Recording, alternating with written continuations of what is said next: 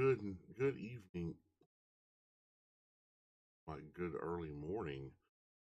Oh, I apologize for Monster Monday Take One. I fell asleep. Oh boy. So this is take two.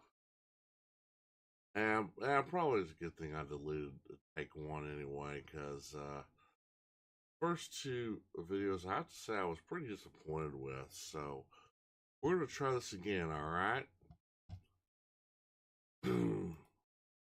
We're going, as always, remember that links to the original videos will be in the description box below. If you want to watch them yourselves without my reaction, not gonna hurt my feelings. It's fine. But yeah, I cannot sleep, so I know I slept for a little bit, and I'm wide awake, so I might as well see how much I can get done. So, oh yes, I apologize, guys. I know you guys probably weren't on. There aren't any of you on chat, but want to stop by and hang around, chat, and say hi. I will get back to you as soon as possible. I'll take breaks in between the videos because I can't see while I'm watching the videos from gratitude. But don't let that keep you from saying hi or leaving a message. And I'll get back to you as soon as I take a break. Okay. All right. Let's start off this Monster Monday take two with the most disturbing camping encounters caught on camera, volume 3. All right, you guys ready? No, I am. So without further ado, away we go. Whoa, whoa, whoa. Yeah, inside. This video of a big avalanche on October 2nd, 2022 at Manaslu Base Camp is one of the scariest things about snow for me. Oh yeah. You see that coming, you need to run. Whoa. Some campers were there when the avalanche suddenly began, and luckily, someone caught it on camera. Oh my god, here it comes. Inside. Whoa. Would you ever consider camping near dead people? Many of us wouldn't even entertain the idea, but that's not the case for this couple who decided to camp among dead bodies. As you can see in the video, many bodies are placed and covered, lying on the ground as if it were some kind of spiritual ritual. However, this couple showed no fear of the dead and chose to camp next to them. How would you react if you stumbled upon dead bodies while on a camping trip? I'd probably grab my stuff and get the hell out of there. I mean, I'd pay my respects to them, absolutely, but I wouldn't be camping next to them. That's not me. I would run. Yeah, me too. If as we wander up into the trees a little bit, we notice that there's a pile of brush here. And as we look inside, we find out that... I'm sure you've heard of Bigfoot. This video was taken in June 2001 by Jim Mills, who leads a youth group called Campus Life. Well, some kind of creature has taken and piled tons and tons of leaves and branches to either camouflage or make a place to hide. Yeah, that's a Bigfoot nest. Or that's at least a Sasquatch hut. Yeah, that's exactly what that is.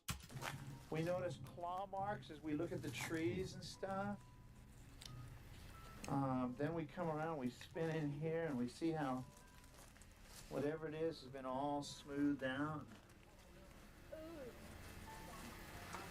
The boys were on their yearly backpacking trip and never thought they'd catch Bigfoot on camera. The campers show the camera signs that Bigfoot has been there. Suddenly, they see a figure walking down a hill, but it changes direction. No, it stopped and looking at us. It's kind of looking at us. I don't see it. Moving now. The tree is. It's to the right of him. It's walking that way. See that King's Castle? He's that kind of little skinny thing. Hold the camera. Hold the camera steady, dude. Kind of small, but this is a far way away. I don't see nothing. Seriously. It's on the ridge. On the ridge. Right on the ridge. Almost to those trees. It's coming down this way. See the patch of snow in the middle there? There's 3 patches of snow up there. See the one right up, straight up above the patch of snow? Right under that big wall. Yeah. The bigger patch of the 3 patches of snow. Over here? Yeah. What about it? He's walking up right on the ledge. See, he's just there. Did you see him moving? He's almost to the tree there. Those 2 trees. The 3, but like 3 trees. He's in the tree. Do you think they really caught Bigfoot? Look like a person. It does not look like a person. No. His arms are way too big. Look at how long the Yeah. hands hang down. Yeah, those arms are way too long for a person. At least, aren't they? Look what I'm looking at. Hold the camera steady. Come on, guys. I don't know. They lost him. Oh, there he is. Now, when the guy comes walking down and says, "Hi," you're gonna erase all that. This is Why? Because it's not very. Honey, I don't think that's a guy. Probably about an hour. That's a Sasquatch. It gets darker at night. Because I'm with the one guy. Those arms are way too long for a human. And that's what Sasquatch have. They have long arms like an ape. Okay, we better have a run. his arms obviously Hold hang, on. I need to. his arms obviously hang below his knees. Shh. Don't make fun of Sasquatch. Alright, well, it may seem like a bit much, but here I am solo camping. Oh, there's your big mistake, dude. Camping by yourself. Deschutes, Oregon. Well, close to Bend, Oregon. I brought the 8-person tent, or the 6-person tent. I haven't pulled this thing out in a long time, so I thought first of the season I should pull that out, give it a go. It's about that time. Sun is setting. It's about 8 o'clock. This video is really disturbing. A guy went camping alone and went missing. He was recording his camping experience and never thought it would be the last thing he captured on camera. So, I haven't been woken up by. You can see the guy trying to sleep in his tent when he starts hearing creepy noises. He decides to confront them, telling them to leave him alone. You can tell from his voice that he's really scared. It's right outside the tent. There's someone right outside the tent.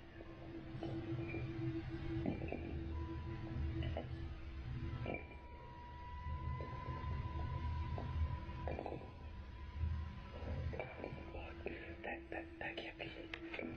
That gets us. Someone's messing around with the rocks out there.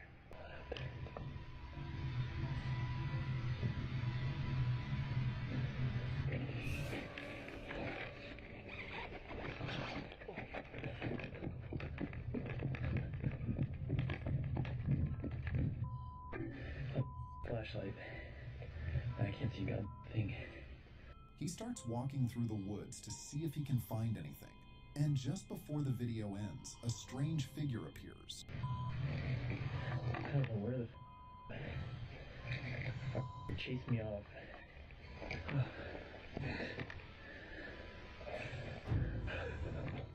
What's most disturbing about this video is that the guy is still missing. And this is the last thing he recorded. This unsettling video shows a man getting spooked after hearing a strange running noise in the woods while walking his dog. As the noise gets louder, he decides to film it and captures a really disturbing sound on camera. Keep watching. As you can hear, it sounds sounds like someone screaming. What do you think about this?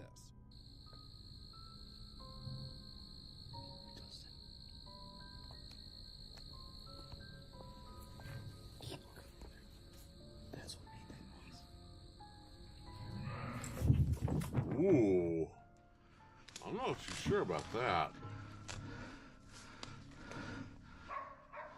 Many of us wouldn't know what to do if we encountered a bear, but this man faced one and knew exactly how to survive.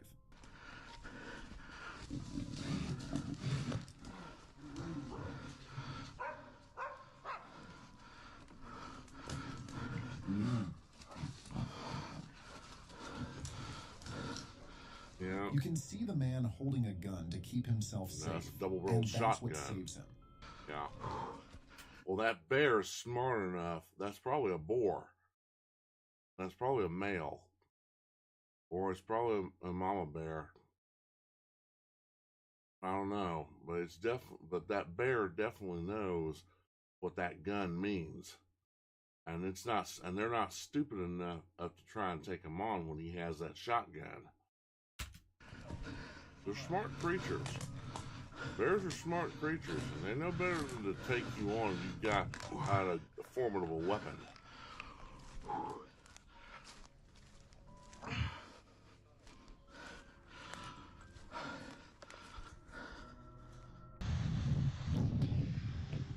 About 7 years ago, two friends were visiting Hawaii and decided to go camping.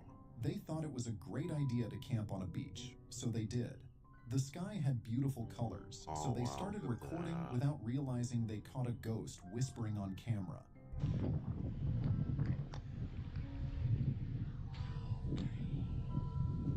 If you listen closely, you'll hear a sound that seems to come out of nowhere, like someone whispering.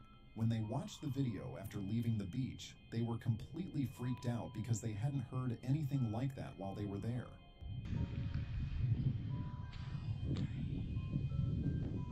What's your take on that sound?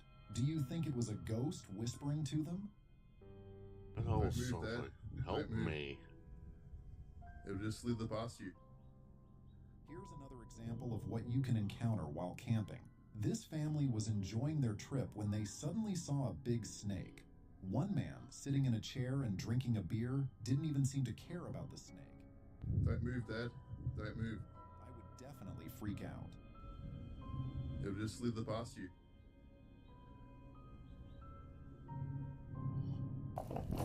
Oh, man. Well, I mean, you know, as long as, you know, it's kind of like the old saying goes, you leave them alone, they'll leave you alone. So, yeah. Ooh. In 2018, Officer Aaron Primley was driving on Pence Road in Paradise, searching for 4 nurses who were stuck at Feather River Hospital due to a big fire.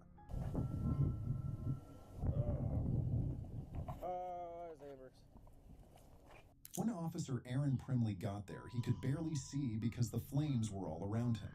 His car stopped working, so he had to walk. He turned on his body cam, thinking it might be his last moments alive. Let's see what happens next.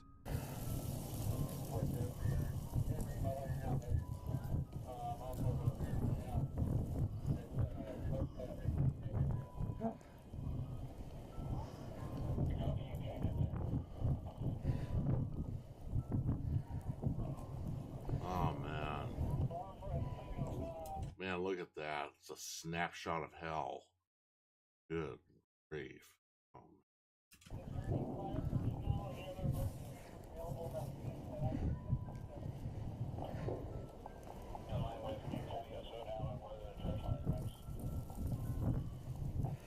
You can see that everything is on fire, and the officers find it hard to walk through the flames, but as the video continues, the officer goes inside and rescues everyone.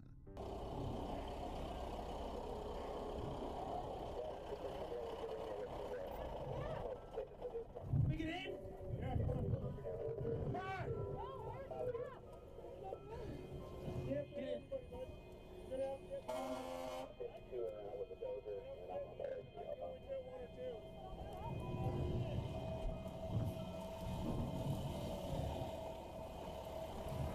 Officer Aaron Pimley wasn't hurt, and luckily his body cam didn't record his last moments alive.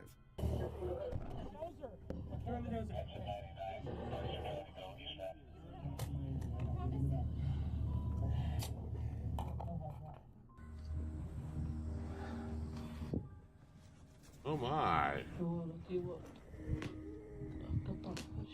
How would you feel if you were woken up by wolves while camping? Oh my. This man was sleeping in the woods when he suddenly felt something. When he opened his eyes, he found himself face to face with a pack of Arabian wolves. Arabian wolves, okay. They're a little different. They look more like our coyotes.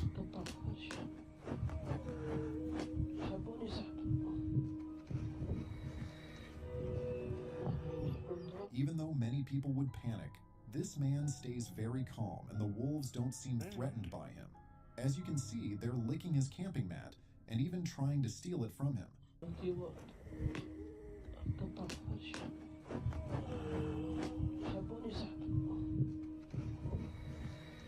As the video continues, more wolves appear. Clearly, the man knew how to handle such a situation and handled it perfectly. How would you react? Wow. I'll say he's brave. I'm just like, do you mind? Could you stop chewing on my rug? Hello, yelling on the speaker? I'm just on the side of the road. I'm not actually past your sign. If I call the sheriff, they're gonna come Okay. throw you off, alright? Now, and Problems out here. As we mentioned earlier, many people camp illegally. However, if you camp on private property, the owner might confront you. The video shows a couple trying to camp in front of a private property. yeah, no tolerance. Even though I'm clearly not doing anything besides just driving for a long ways from Canada. Yep, I'll be direct with you, and not gonna work. Do you mind? The couple was tired after driving for hours and stopped on the side of the road next to a private property, thinking no one would bother them. Moments later, a guy on a bike appears and tells them to leave, even though they're on the other side of the road. Don't give me bullshit, dude. I pay taxes. So do I. We all pay taxes. I pay taxes in Canada. Bullshit. Because if you want to give me shit, you talk to the sheriff, and he won't have a lot of sympathy for your situation. Maybe not. No, just as a traveler. As a traveler. The owner argues that many people come and make campfires and he's fed up with it. Finally, the owner leaves and the couple just laugh, saying they're tired of rich people and their beach houses. We're all humans. There you have it. Rich people and their beach houses. Humans? We're all humans. There you got the rich assholes with their beach houses. Yeah. We're humans. That's just obnoxious. It's okay. It's pretty obvious that they're tired from their trip. They just want to rest. They don't want to travel in the dark, and that's actually very reasonable. Now I understand you're sick and tired of people camping illegally on your property. Pull your head out of your ass and just leave them be. They're not there to violate your space. They just want to rest for a while because they don't want to be traveling in the dark. Oh, man.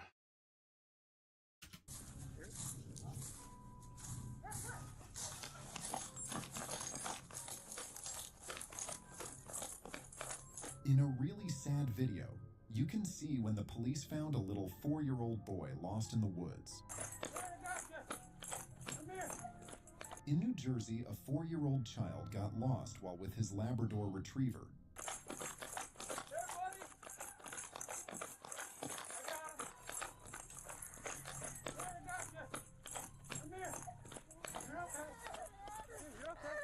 When the boy was found, the officer told him everything was fine, and he replied that he lost his shoes. The child was found the same day he went missing, and the video went viral with many people saying the dog had saved the boy's life.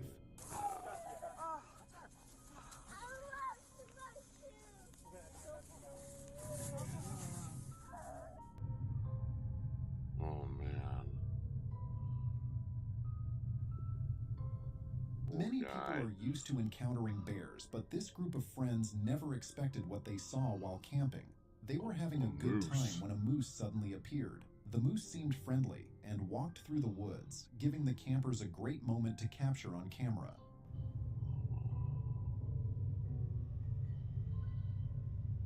Just keep your distance.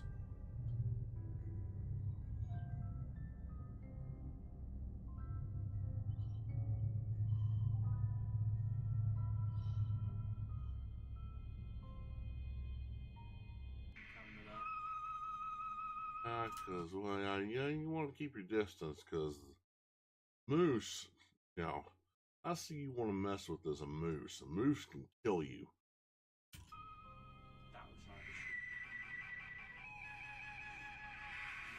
Ancient Ram Inn is a protected building in England that's been the focus of many paranormal investigations. A YouTuber decided to camp there and film everything, hoping to capture paranormal activity on camera.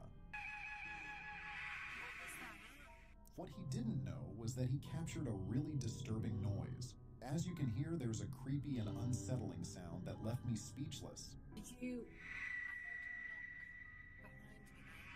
You can see from the YouTuber's face that he's starting to get scared, and so is his friend who's filming everything.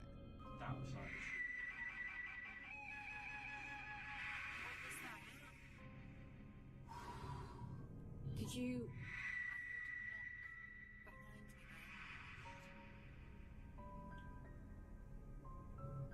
Footsteps.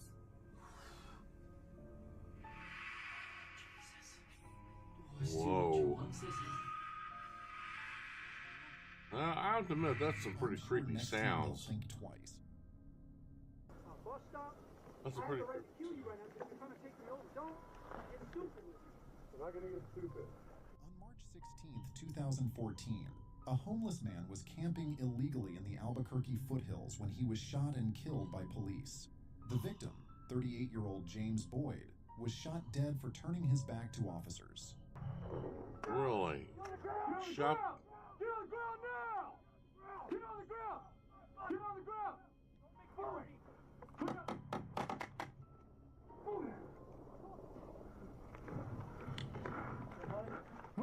I think you guys might have been a little trigger happy. After the incident, the department said officers were justified as they approached Boyd, who was sleeping, to talk to him about camping illegally in a public space. The police body cam footage shows us what happened. As you can see, the man isn't even moving, and despite having a knife, he gets shot anyway. What are your thoughts on this? Get on the ground! Get on the ground now! Get on the ground! Get on the ground!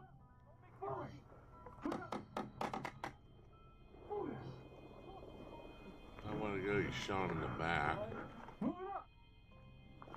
I don't know. That's. I mean, I'm not a police officer, but that's kind of. Come to me. Yeah, come to me. There's an opening right here. Come on, kids. Come to me. 8206, I got him. I got him. In 2021, 3 kids got lost in the woods in Montgomery. The video shows deputies finding the kids. You can see an officer calling out to them, and a volunteer is with the kids when they are found. I'm the police. Are y'all ready to get out of the woods? Come on, buddy. Let's get out of here. You got cheese burgers in your car? We gonna get something to eat. Okay? You wanna hold my hand? You can see the kids are happy to be found, and the officer is a hero. You got cheeseburgers in your car? We gonna get something to eat. Okay? You wanna hold my hand? We'll get out of here. Come on. Now that's a police officer. That's a police officer. Here, you want my jacket? Can you water it? There you go. That's a real hero right there.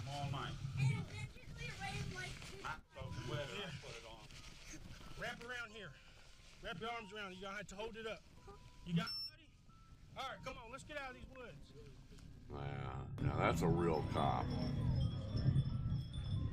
Many of us want to camp in different places, but unfortunately, it's not legal everywhere.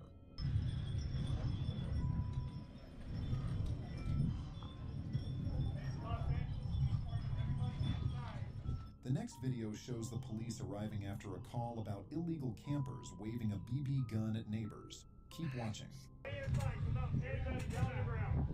Okay, yeah, if they're waving a BB gun, that's dumb. I see you right there. Come out. Come on out.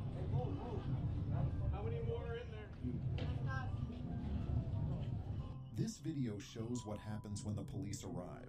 Many neighbors watch and film as the police point guns to make the illegal campers leave.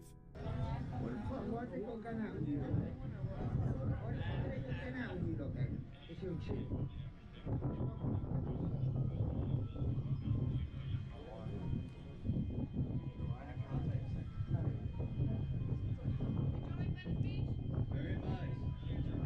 It's living up to its name for sure. Officers try to get them to cooperate, but fail, so they handcuff a man. The other campers stay seated, and the officers arrest another one.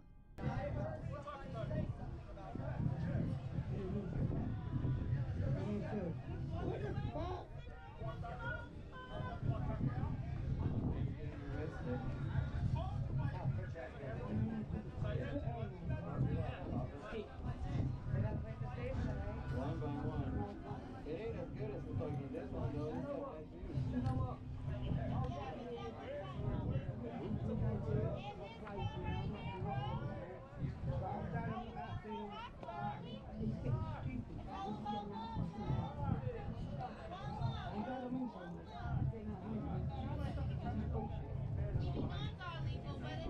Finally, the officers enter the tents, and one of the campers gets angry and starts shouting at them. I think there's a little fight. What are y'all doing? The niggas trying to see you. Stay back. You stay back. What are you doing in there? You're killing the homeless? You're arresting the homeless people again? You stole homeless people shit last night. You got it on camera.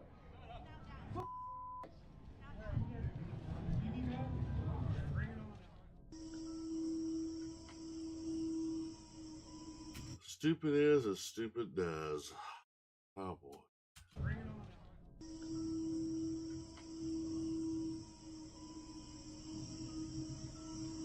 That sounds like This a video Bigfoot was howl. recorded by a woman who heard creepy noises at her camping property in Tennessee. Ooh. She started hearing creepy and unnatural sounds from inside the house for a while without any breaks. 30 seconds later, the sound stopped, only to start again, repeatedly.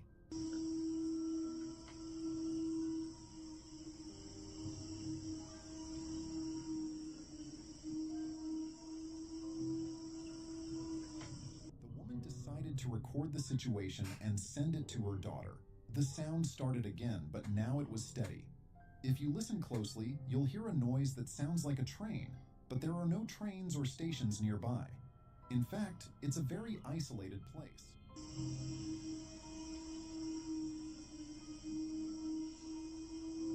Yeah, that's no train.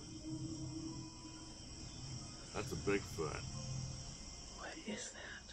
That's a Bigfoot, my dear. This noise. Many people tend to avoid camping if the weather isn't good, because it can quickly turn into a nightmare and become extremely dangerous, especially during lightning storms.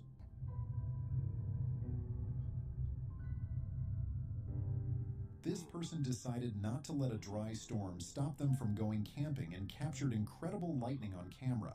The sky lit up with lightning, creating a stunning but also somewhat unsettling image. Although it's beautiful to watch, I wouldn't recommend anyone to go camping during a lightning storm. No. No. I prefer to stay warm and dry inside my house, thank you very much.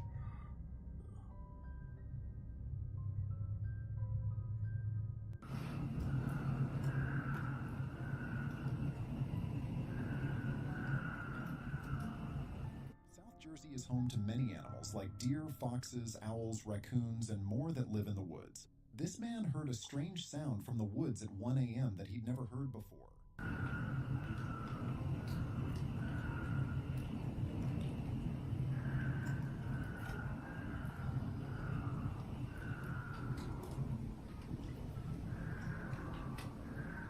The man decides to record the sound and captures what sounds like a dinosaur roar. Creepy, right? Yeah.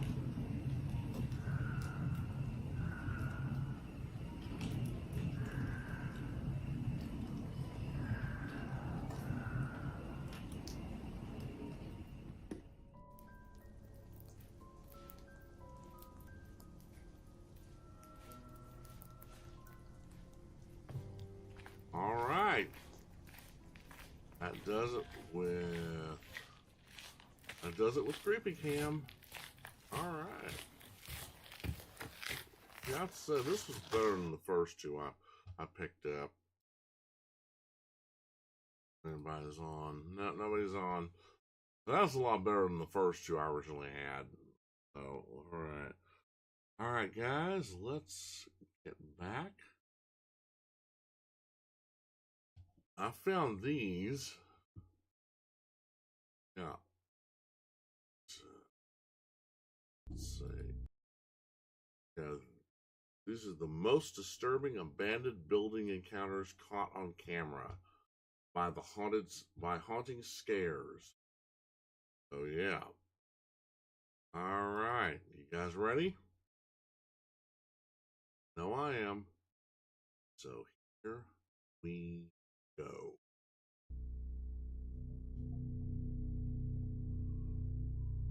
One of the most well-known YouTubers in the urban exploration space, Urbex Hill. Real name? Yeah. Christopher Hill. He explores everything from abandoned factories to houses and even abandoned hospitals. Chris always explores these places alone and at night, which makes his videos even more unnerving. Yeah. I'll tell you what, you guys want a good make you feel like you're alone experience. Watch Chris Hill, Urbex Hill. Watch his videos. They are incredible. Some of the stuff that he finds is just and he encounters is just amazing. This time he's exploring a Masonic temple. This specific temple was built in 1916. Masonic temples were used by the Freemasons to perform their meetings, ceremonial events, and rituals. Only the powerful elites were accepted into Freemasonry. In the early 1900s, Freemasonry was extremely prevalent in Cleveland, Ohio, due to the high status and rich members of the Freemasons who lived there at the time. The building Chris is exploring is in Cleveland, Ohio, and has been abandoned for over 50 years. And when Chris enters the building, you can see the condition of the over century-old building. As well, you can see just the sheer size of the building from the inside and the outside. Chris finds a lot during his exploration, from chairs to buckets and even a safe that had been opened. He also points out the sturdiness of the structure, saying how he feels like it's about to cave in. It's sad to see what was once a beautiful piece of architecture in such condition. When Chris goes down the stairs, something startles him.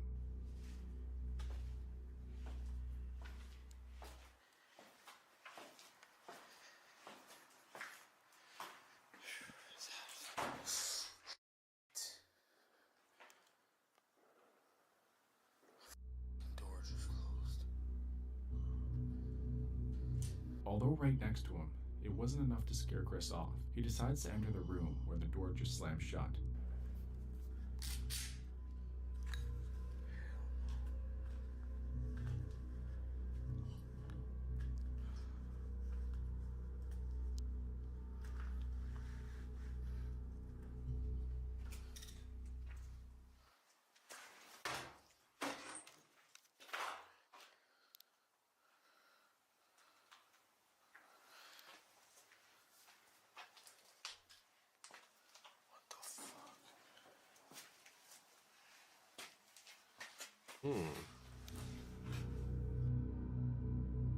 Nothing.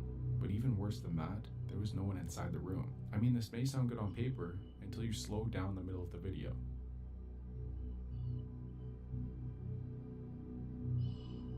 Ooh. Something was inside. A figure can be seen, quickly retracting its head behind the door before slamming it shut, right in front of Chris just 10 seconds later. This is especially dangerous because squatters can become quite hostile with people exploring what they consider their home. They know the place better than anyone else, and with evidence of the door slam earlier, the person could be hiding in the shadows anywhere around the building, waiting to ambush Chris. But when he checks the door, the footage is in one continuous clip, and it doesn't make sense where a person could have gone given the size of the room. Maybe you could have chalked it up to the wind, but upon entering, there appears to be no open windows where wind could have made it slam shut with that aggression. He continues to explore the building, even hearing gunshots when exploring one of the more open areas.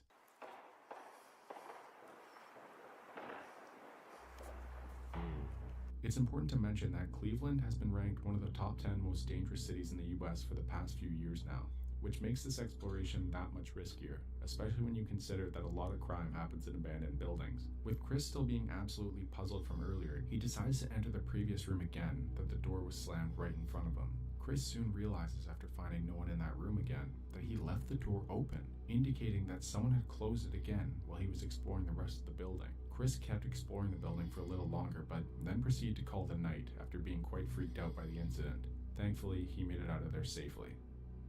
Baker X Derek is a YouTuber known for his biking content. He was riding his motorcycle when he saw an abandoned house on a hill that he says he's always wanted to explore. When he arrives at the house, you can tell that it's been abandoned, and it's been abandoned for a while. However, a clear entryway at the front could have been an indication that someone had been living there, or at least that people have been there.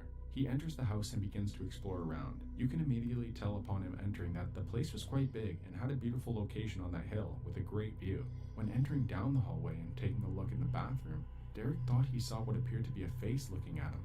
It's hard to tell from the footage, but there is definitely a possibility that he was right, and that there was someone in the room. Oh, fucking heebie-jeebies, dude. I bet. He turns his attention towards the basement, where it looks straight out of a horror movie. Dude, I think I hear somebody. I think I hear something.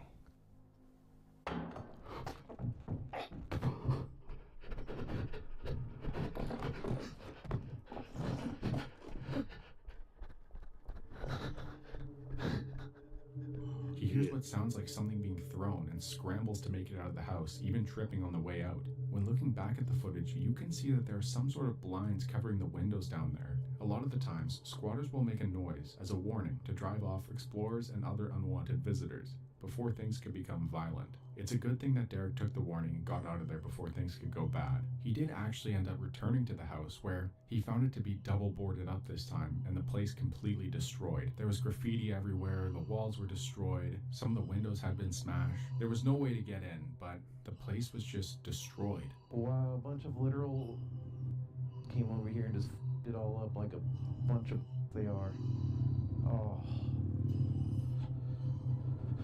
It's a shame that they came and destroyed the place, but let's just be thankful that Derek got out of there safely the first time. Yeah. Like we saw in the past two clips, exploring abandoned buildings is very dangerous. Everything from unstable building structures to stray dogs and hostile squatters. Those are just the main worries that people think of with urban exploration. Sure, there's definitely a lot of crime that takes place in abandoned buildings also, but you could run into something much worse.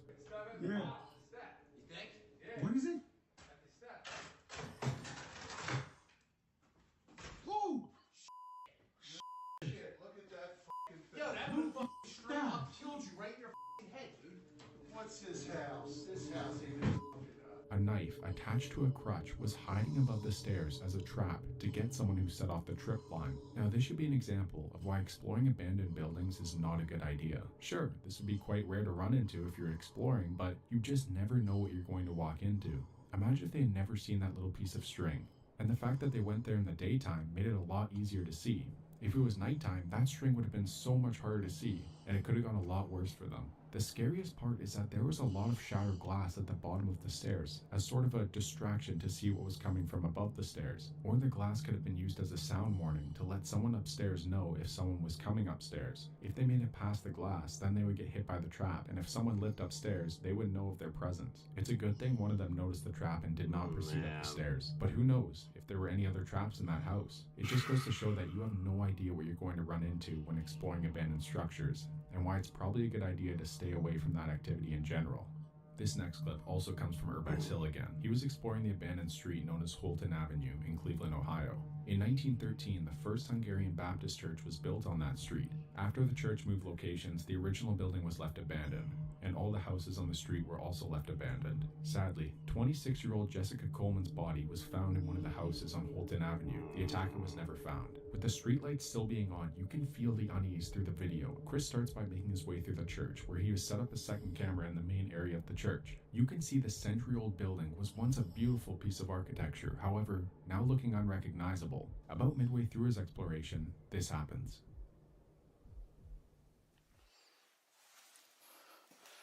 That's weird.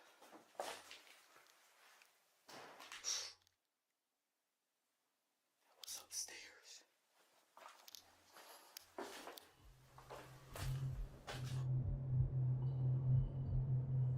When he goes back up to check the main room of the church, he realizes that one of the doors that was not closed before is closed now.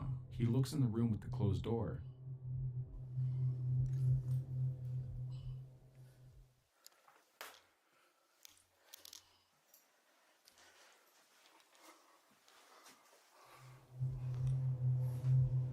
And finds no one, just some disturbing writing on the wall. It was clear that he wasn't in that church alone, and through further exploration, he can't find anyone else in the church either. He leaves the church and begins to explore the houses along the street. Even before he enters, he sees that there is a path along the side of the house, indicating that there could have been a lot of entering and leaving of the abandoned house. He sees a car driving by, and when Chris turns off his light in order to not be seen, you can see just how dark the place is. When Chris enters the house, you can see just how dangerous exploring abandoned places really are. Like we mentioned earlier, everything from stepping on a piece of glass to having a weak, rotted building foundation, and the houses on the street are definitely in a lot worse condition than the church was. When Chris enters the basement, that's when the exploration takes a scary turn. Looks like it's just underneath the house. It's not really a basement.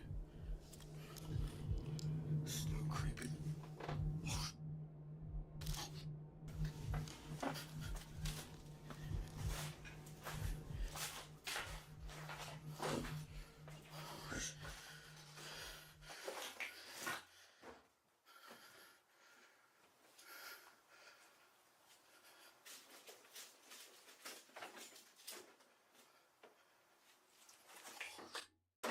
Sorry. I didn't know if I lived there. You can hear shuffling and footsteps, and then someone pulls the curtain back, making Chris leave out of the house quickly. From the squatter's perspective, it was probably just as scary for them, as a random man has entered their home. Luckily, Chris made it out of there safely. When he runs out and looks back at the house, you can see that there is a light on in one of the upstairs windows. Thankfully, he made it out of there safely. This video, exploring an abandoned factory, was uploaded by a YouTuber known as Exploration Unknown. When looking around the factory, you can see the sheer size of the place. Exploration Unknown, whose real name is John, explains how the factory in the video is actually a yacht factory. According to John, there were numerous and mysterious deaths around the project, so much so that they abandoned it before it was even finished. Paired with it supposedly being built on an ancient First Nations burial site according to John, the two went into the factory believing it was haunted. As soon as they start their exploration, they hear banging coming from one of the dark corners of the factory and decide to approach it. I can't tell. It looks like a 2 levels over there.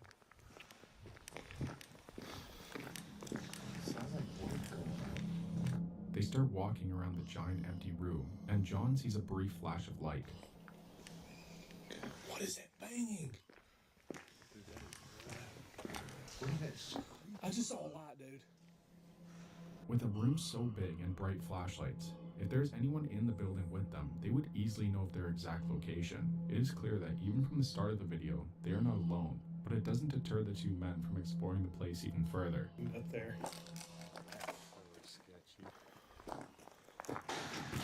Oh my god, dude.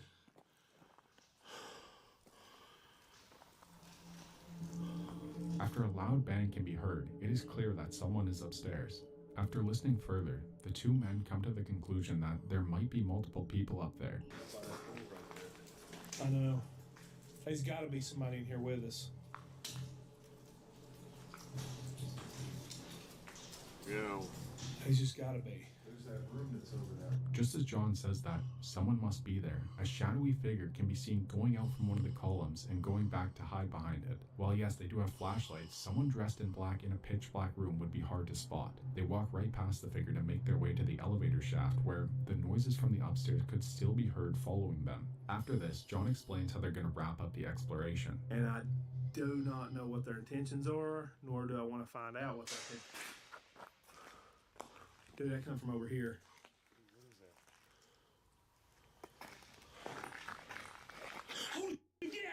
Oh my god, dude!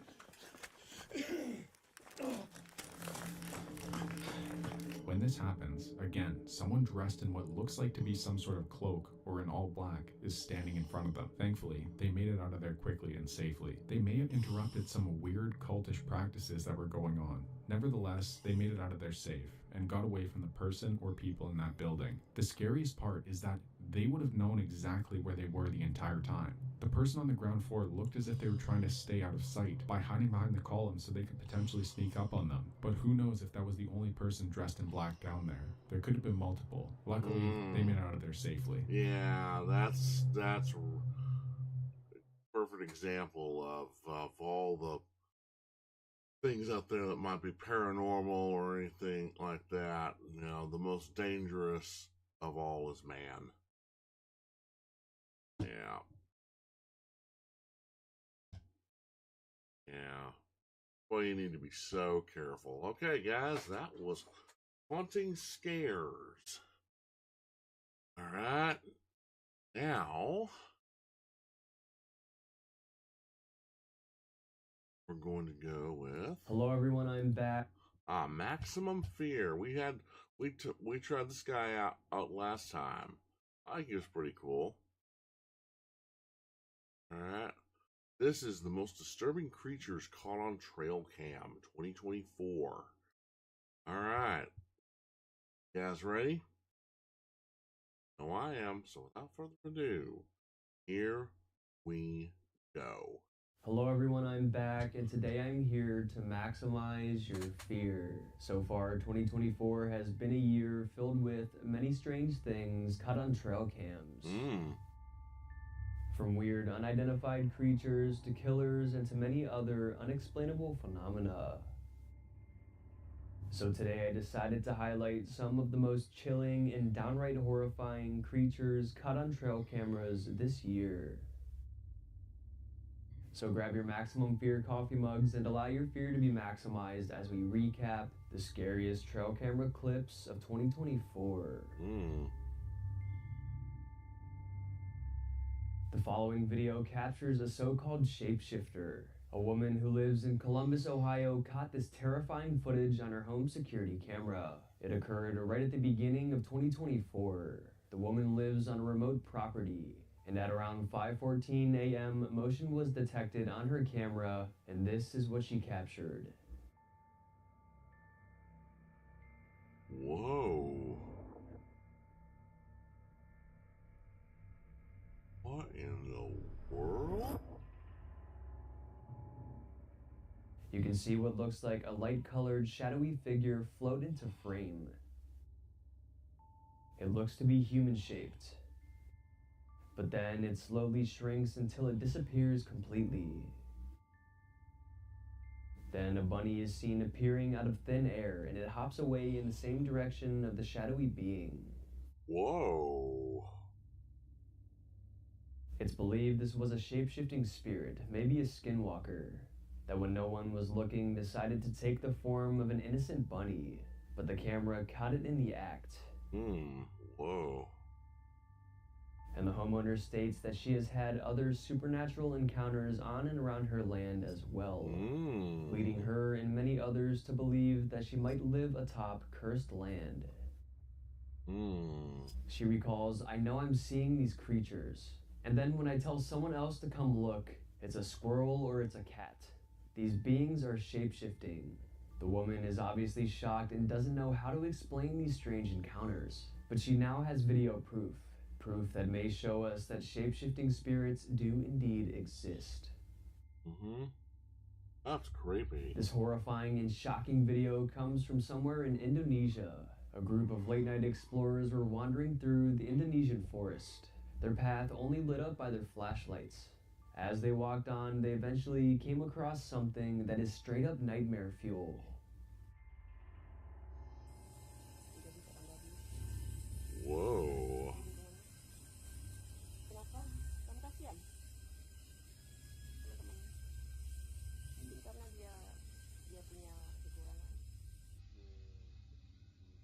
A disheveled girl in a white robe is just sitting there holding what looks like a bag. As the hikers zoom in on the girl, it only becomes more disturbing, revealing one of the most unsettling looking faces ever. The woman has yellowish and pale skin, her eyes are open unnaturally wide, and her mouth is black. And her face seems horribly mangled. And it's unknown what she has inside her bag, but the hikers didn't stick around to find out. Well, it was believed that this was a paranormal entity called a jinn that comes from Islamic culture. Jinns are said to be malevolent spirits that are usually unseen by humans, but they're capable of switching and taking on different forms such as humans and animals. So could this here be a jinn or even something else supernatural? Or could it be a woman who's harmed and in distress? Or is it a clever hoax set up by the hikers? Let me know what theory you guys believe in the comments down below. Yeah, this is what I like about guys like him, or like people like him. You know, he gives you all the options. He doesn't just go, oh well this looks like this. It's got to be it. No, he gives you all the options. Gives you all the options. That's why I like people like this guy. In June of 2023, a mother and daughter were walking along a path in the woods, a path they were very familiar with. They walked here frequently and never really had any strange or scary encounters in the area, but this day they did. As they wandered along enjoying the peacefulness of nature, a huge unidentified creature interrupted them. Come on inside! Carly! Ooh.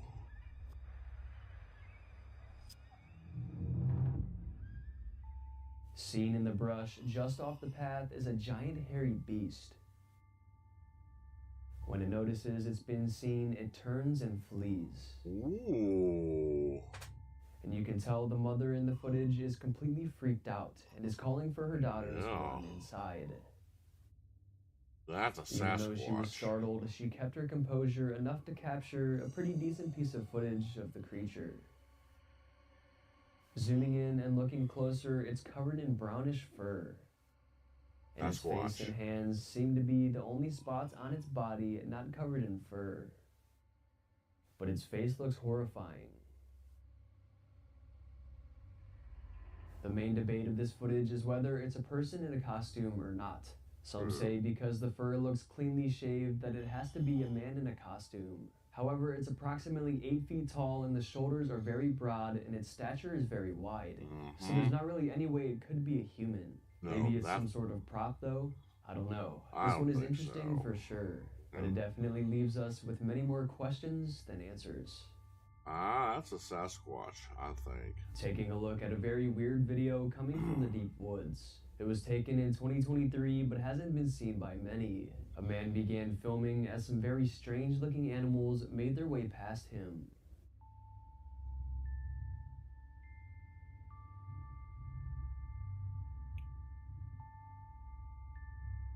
As you can see, these odd creatures look like mini dinosaurs running by. No. But dinosaurs are extinct, right? How could this be? Those are cool. Okay. Looks very real, doesn't it? That's the camera. Okay. Forget what I said. That's the camera in reverse. That's the camera in reverse. Anybody who looks at these knows exactly what these are. These are quadrimundis. They're relatives of the raccoon and they can be found in South America. They're quadrimundis. And for some reason, the guy is running the video backwards. Now, initially looking at this footage, I thought for sure that these were some sort of dinosaurs. But as I looked closer, I realized what exactly was going on here. The footage is actually played in reverse. Yes, good for you. And the supposed dinosaur heads and necks are actually tails. Mm-hmm. And these creatures are not in fact dinosaurs at all. Not even close to dinosaurs, actually. They're weasels running around looking for food. No, they're quadrimundis. And I was upset because I loved the idea that these were small dinosaurs running around in the woods. But sadly, they're not at all. Let me know in the comments if this one tricked you as well. No, it didn't trick me. Those are The quite a strange moody. phenomenon was captured by a trail camera on September 3rd, 2023, but hasn't been seen by virtually anyone at all, so I wanted to bring it to your guys' attention. The trail camera was placed somewhere in a secluded forest. The camera is angled upwards, and at first, all you can see is the night sky and the top of some tree. But watch what happens next.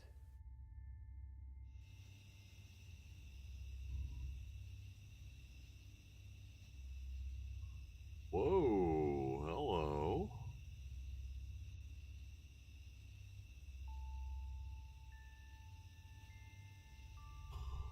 Okay. Suddenly, all kinds of weird lights fly around strangely.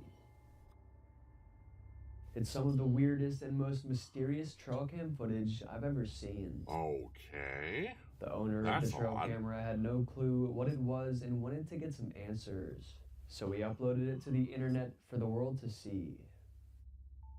Theories range from natural phenomena to supernatural phenomena. Some stated that it could be spider webs or something flying around causing a weird anomaly within the camera.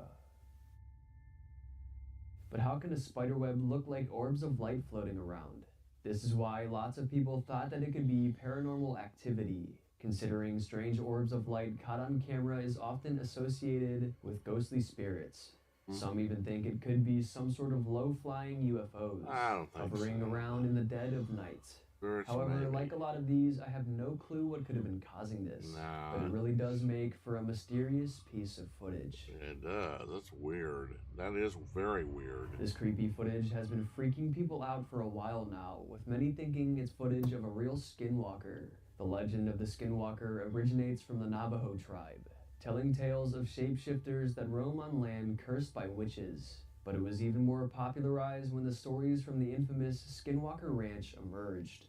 The very convincing stories that told the tales of a family living on a secluded ranch, being terrorized by shape-shifting beings. So now that you know where the legend comes from, let's take a look at this so-called skinwalker caught on camera. Okay.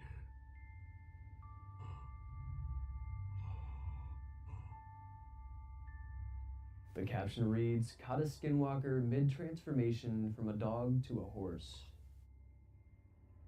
As you can see, it has the body of a horse, but the head of a dog. It really does look like a horse in the middle of a transformation into a dog. That's weird. Something about the creature just looks super off-putting. It does. So the real question is this a shape-shifting skinwalker, or is it actually a half-dog, half-horse hybrid? Either way, it doesn't look right. And is it even possible to create a dog-horse hybrid? Continuing on with the theme of skinwalkers and shapeshifters, many people think the following footage is a deer about to shapeshift, but it saw the person filming with the camera and it stopped, realizing it wasn't alone. Take a look.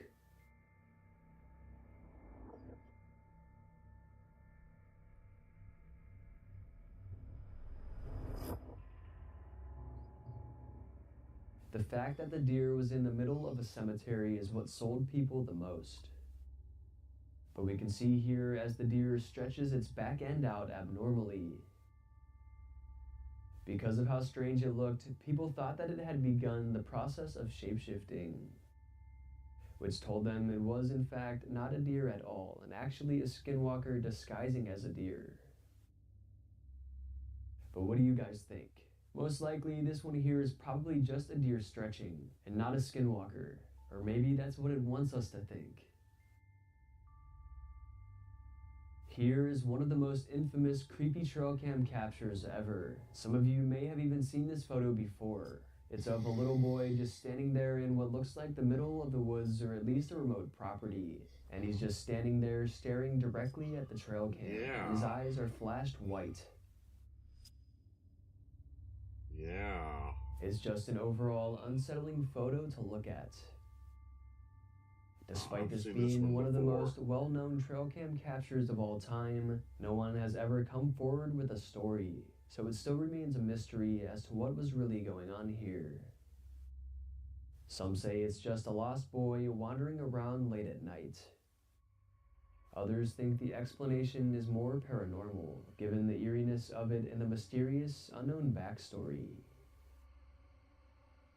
Some even go as far as to say that the boy is possessed. I mean, he just looks straight up demonic. The way he's just standing there staring with his eyes glowing, it is truly terrifying. And because we have no clue of where or when or what was happening while this photo took place, it will live on in infamy. That's weird. A couple were out hiking on February 6th, 2024, but as they walked along this forested trail, they spotted something strange. Out from the brush came a strange-looking bird. Are you kidding me? That's a cassowary. That's a cassowary. Give me a break. This bird is called a cassowary. But it looks like a pretty peaceful bird, doesn't it? Most of the time, these big birds aren't overly aggressive to humans. But they have attacked humans hundreds of times, and they're extremely powerful. Considering they can grow up to 6 feet tall, run 30 miles per hour, and jump over 7 feet in the air, an attack from one of these birds could be devastating. Yeah. And that's exactly what happened in April of 2019. A 75-year-old farmer named Marvin Hajos, who lived in Florida, actually kept one of these cassowary birds on his farm. Until one day he fell while he was inside the enclosure with the bird, and it took the opportunity and it pounced on him. The attack was so devastating that he sadly passed away on his way to the hospital.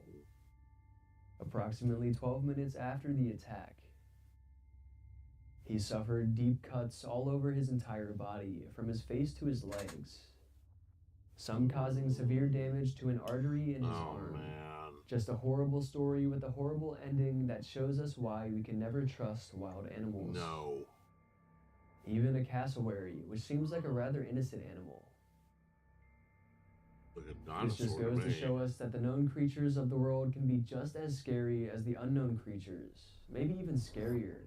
But anyways, my condolences go out to anybody who suffered the loss of Marvin Hajos. And hopefully this story can spread awareness and maybe even save some other people's lives. On April 4th, 2024, a group of people were driving down an Arizona road. As they drove, they looked out into the night sky and noticed something really creepy. Ooh. Yeah, those aren't just stars. No, those aren't stars. Look at this. The sky circling. They're circling literally. They are circling literally. What is this? Somebody please tell me. You can tell they're completely shocked as a bunch of red glowing lights fly about in the night sky. They move around slowly and aimlessly, and new lights even begin to appear. What could this strange phenomenon be? Yeah. The videographers and online users seem to believe this is something supernatural, specifically UFOs controlled by aliens from another planet. Well, either that or it's celestial beings. Others rely on more scientific theories like meteors or something.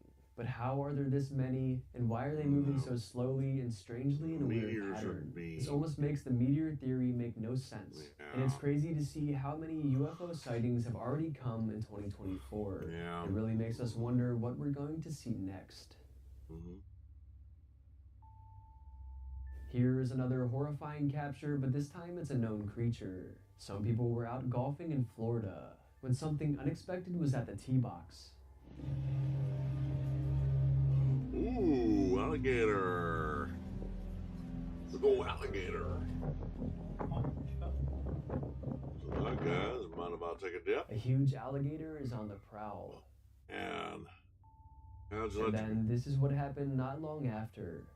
Yeah, how'd you like to go for a bit of golf and all of a sudden head out to the golf course and see that walking along the golf course? Jeez. I need his ball. No, wait, give me my ball. They come and get it. It seems the alligator doesn't want them to golf. First it blocked the tee box, and then it put one of the golf balls in its mouth.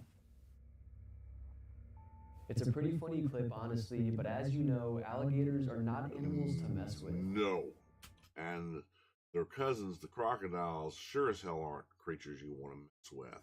Because they're a lot more aggressive than the alligators. And they're a lot faster, too. Oh, yeah. Yeah, it's almost like you said, yeah, you want your ball? You want your ball? Want your ball? Come get it, I dare ya. But you know that old golf saying, play it where it lies? I think this here would probably be an exception. If it lies in the mouth of an alligator, do not, and I mean do not play it where it lies. No, absolutely. As I promised, I said I was going to keep showing you guys my personal clips from Florida. So here's another one. It was very late at night at around 1:30 a.m. I was sitting out on the dock just enjoying the peaceful night. The sky was clear, the stars were out, and nobody was around. There's something so peaceful but almost kind of eerie when you're the only one out so late at night. But anyways, it allowed me to see what kind of stuff happens in the water when we're usually asleep. As I was sitting there, I looked down and noticed about 5 fish in the light below, which was pretty crazy because these were snook, and you usually only see a couple, if any at all, at a time. But as I kept watching, another fish came, and another one, and another one, and another one, until finally it became a massive school of snook. A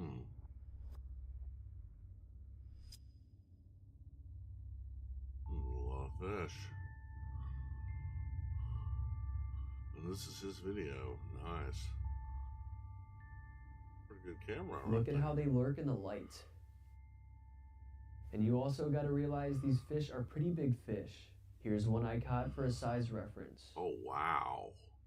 But anyways, the whole time I was out there, these fish were just swimming around and sneaking up on crabs and small fish and eating them. It was just so crazy to see. They would just lurk in the light, and whenever prey would swim by, they would quickly torpedo towards it, catching it by surprise.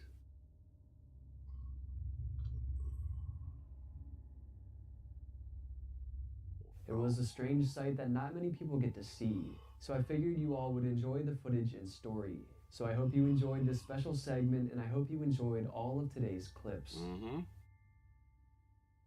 All right. I think it's going to be it for today's video. I hope you guys enjoyed, and if you did enjoy, go ahead and smash the like buttons, Mom. Let's aim for 2,000 likes for another one of these scary trail camera videos. And if you want to get to know me more, you want to see more of my spooky content, you can go ahead and follow me on Instagram, Maxwell Fear, or you can go ahead and follow me on TikTok, Maximum Fear YT.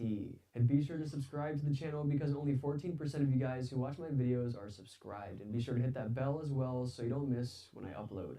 And feel free to check out my special Maximum Fear merchandise and coffee mugs. They're in the description down below. Alright, I hope your fear was maximized. Thank you all so much for watching, and I'll see you in the next one.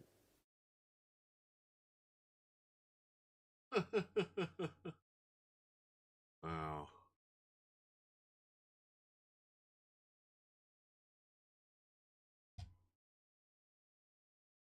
Oh, man. Oh, there we go. There's that. All right. Now we're going to go to top 10 or 10 scary videos that'll turn your nightlight back on. And this is a familiar face. One we haven't reviewed in a while. It's Pimples. All right, 10 scary videos that'll turn your nightlight back on. You guys ready? All right. Well, I know I am. So without further ado, away we go. Picture this. You're on a family getaway on some faraway tropical island, but you find yourself in a 3-star hotel because your dad didn't book anything better ahead. Now, you end up in a paranormal nightmare. The teenager in the video you're about to watch experienced just that. After hearing some noises coming from the bathroom, he pulled out his phone, luckily just in time to capture this. Ooh. Thailand is a place full of superstition for a reason. Staying alone while his family slept in a separate room, he was totally unaware of what was coming for him. With the windows stuck closed and the AC turned off, what unseen force could manipulate the very fabric of reality like that at such an ungodly hour? But did you also notice the orbs of light danced around as the door moved? Also, how he recalls in shock suggests that this might not have been the first bizarre incident that night. Only this time, it was scarily close. Are these enough reasons to conclude that they might have been staying at a real-life Hotel Transylvania? Maybe, but these tricks would be incredibly easy to pull off. So, are you a believer or a doubter? Let us know. Found a... You know, I remember... excuse me. I remember when my folks, I'm back when my mom was still alive, we spent, we went down to Eureka Springs with a couple of our friends and their kids, and we went to go stay at the haunted hotel in Eureka Springs. Yeah, my friend Josh and his sister Amelia, they were always goofing around. Hey Tim, if you're up by that time, I'm gonna come by and grab you. We'll go ghost hunting. To which that freaked their mom out to no end. Oh man, I thought it would be pretty cool, but it was supposed to be the haunted hotel. All the time we were there, didn't see a thing. Got some great photos though. Absolutely beautiful hotel. Maybe one of these days we can go back down there someday. That would be nice. You never know. Maybe someday. But anyway, back to the video. Creepy video you'd like us to feature? Send us a link on Facebook, Twitter, or Instagram at GoosePimplesYT. Also, if you enjoy scary videos like this, subscribe and click the bell icon to get a notification every time we upload a new one. Number 9. Echoes of Fear. It's past closing time when this lady captures something she'll never forget on camera. One Saturday night, around 7 PM, she decided to charge her phone in the bottom story of a 3-story arcade mall that usually closes its entrance to people around the time she was there. But because she needed to charge her phone so badly, she avoided the mall cops who ensured no one was left in the mall after closing hours. Little did she know, there was much more to worry about than angry security personnel. This is what her camera caught. I don't know where the sound is coming from, but it sounds like haunting. I cannot figure out the direction it's coming from.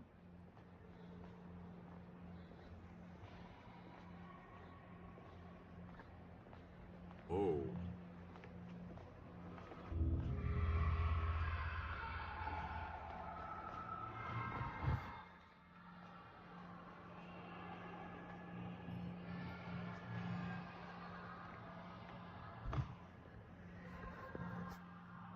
I think it's all moved, I don't know. It's all closed off up there.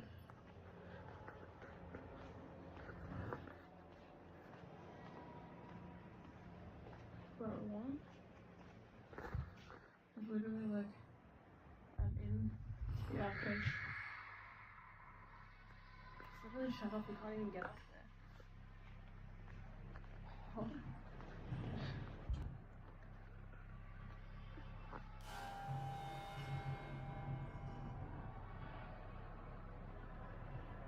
Feels like I'm being haunted. What are all these sounds?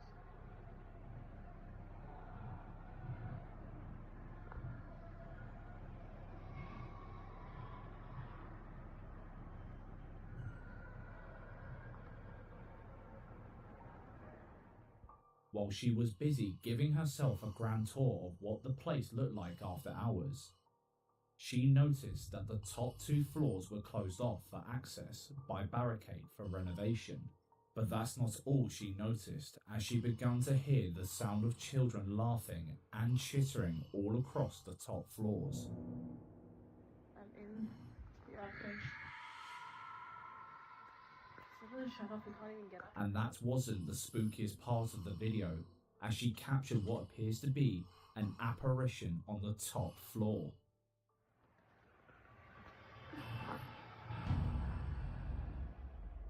Oh, yeah. Someone or something with long hair was stalking her from the top floor and darted out of view right after the camera spanned in their direction. Who or what could that be? Also, how do we explain the disembodied sound of children running around in the empty corridors at stupid o'clock? Real poltergeist activity? Or was she pulling the wool over our eyes? Let us know in the comment section. I don't think she was. Number 8. Ghostly dodgeball. The last thing on your mind when you're playing badminton is having a paranormal experience. But if you ask this guy, he'll disagree for sure. Here's why.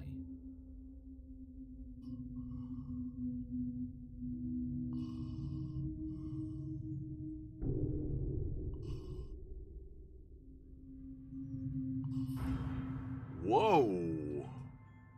As the dude strolls past the court, he's put off out of nowhere by what appears to be a shadow figure. Yeah. Someone or something wanted him out of the way and didn't want to ask nicely. When we look deeper into this video, it does look like a ball bounces back on his head right before he falls. But the viewer who sent us the link to this video disagrees. She insists that they were playing badminton and there's no way a badminton birdie would hit the guy hard enough to trip him up. And what's the deal with the shadow figure? Could it have been editing in this video? It does look like it's faded in when it appears. Yeah. That's but could creepy. That be how ghosts appear to people? Or just some video editing shenanigans at play here? Well, the video quality is pretty grainy, which adds a bit of intrigue, so I guess we'll just put this one in the unsolved pile, or fake, or debunked. Oh, no. Which one? Let us know your thoughts. That's creepy. Number 7. The Nightwalker. Just before 5 AM in the pitch black darkness of a Colombian road, this dash cam caught something the driver missed at the time, but after being the witness of a crash minutes later, things took a terrifying turn. Oh, by the way, speaking of Nightwalker, you guys want you some old school suspense mystery horror. Rent you the Nightwalker by William Castle. One of William Castle's first movies. And it's very, very good. It's more than just a ghost story. It's a mystery. I won't spoil it for you, but trust me, you'll like it. You'll like it. I guarantee it. Matter of fact, after that, binge watch you some more of William Castle's movies. He was not called the Godfather of Scream for nothing. Matter of fact, he actually did a movie in homage to Alfred Hitchcock's Psycho. And Alfred Hitchcock saw it and he loved it. So, but anyway, yeah. Rent you the Nightwalker, William Castle film. It's an old classic William Castle film from the 1950s and 60s. It was really good. As he was looking for the footage requested by the authorities, take a look.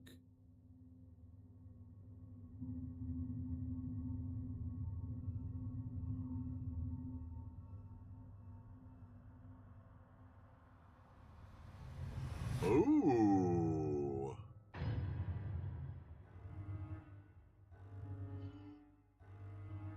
What starts out as a pretty routine drive turns into a hair-raising encounter straight out of a horror movie, as a figure dressed in white is seen walking across. This mysterious figure seems unbothered about the passing truck.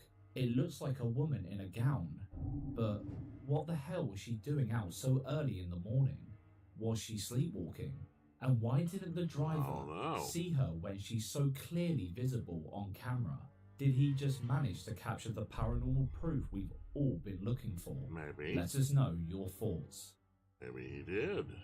Number 6. Strange night lights. Big shout out to our awesome viewer, Caitlin from New York. Thanks for sharing your strange sighting with us all.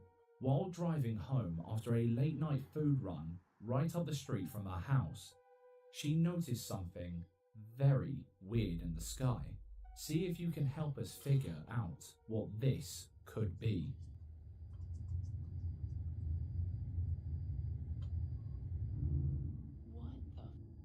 Are you? That looks like the windows of a ship.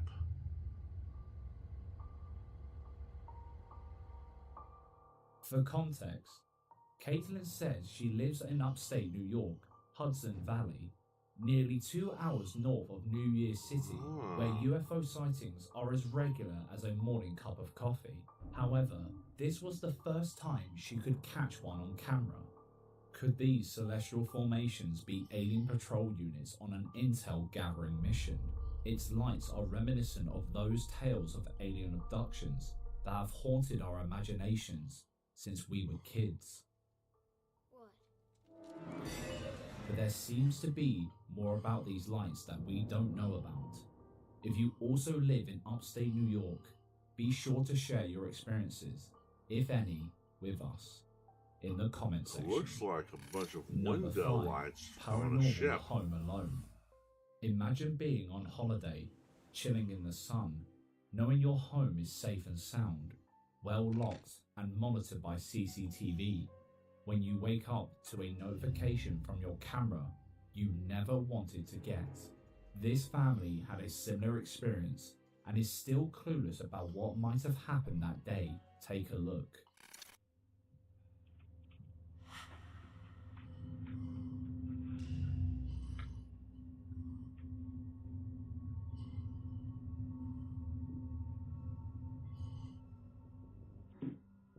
The movements and the lights turning on when the house was supposed to be empty had us playing the video in a loop, searching for answers. Did you also notice the figure walking past the mirror to the left? Perhaps the house wasn't empty after all. Another interesting detail was how the door went from having an oval window to being square-shaped. Not to mention the blue flash just before the lights came on, which is typically used to hide editing mistakes, but it could just be the camera switching from infrared to visible light. As we dug deeper to find more videos, hoping for clarity, we only found ourselves tumbling down a rabbit hole of spookiness. Take a look.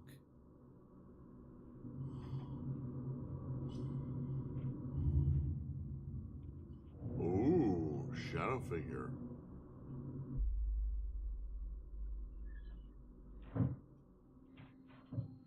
In this video, you'll notice that the light is turned off and the door has gone back to having an oval window.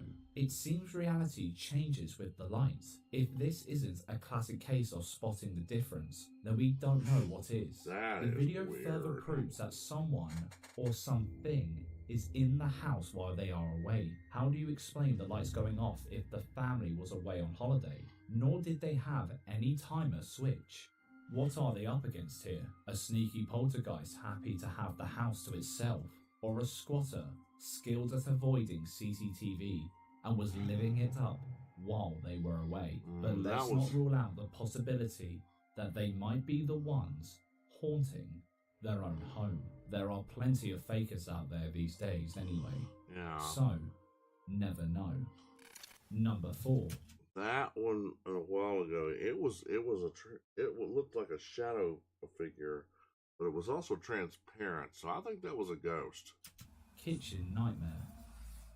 While kicking back at home after a long day, the guy in the video you're about to watch hears noises in his kitchen and decides to check it out. He thought he was being pranked by his mischievous friends, so he went to investigate while recording to capture that gotcha moment, only to be left dumbfounded at the sight before him. Take a look. Hey guys, I've been hearing this really weird knocking coming from my kitchen for like the last hour. What the hell? No way.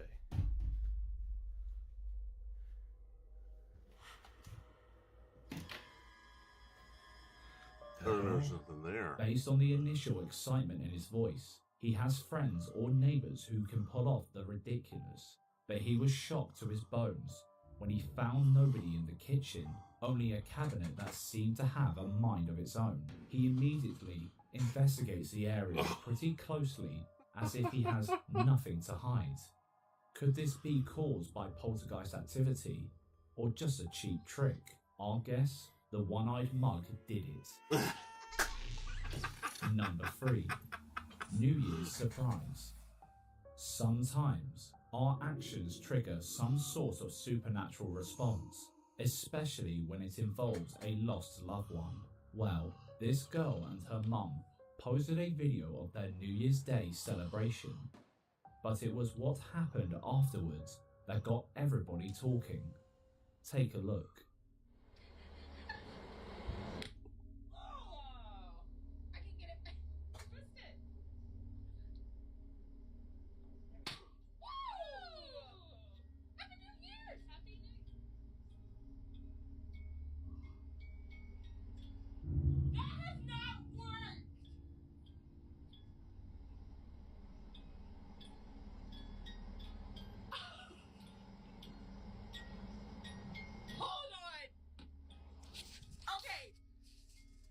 It did work, but we just haven't.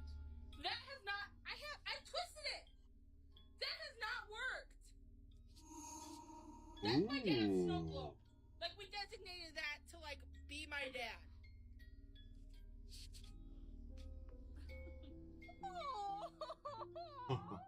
Apparently, they lost their dad and husband a couple of years back.